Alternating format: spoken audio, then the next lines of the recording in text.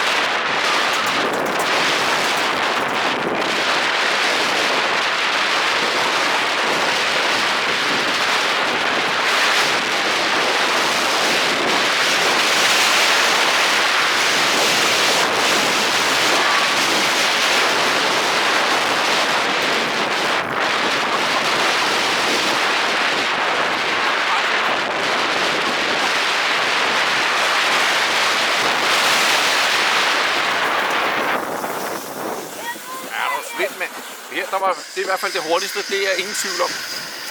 Det var hurtigere, da jeg styrede, Patrick.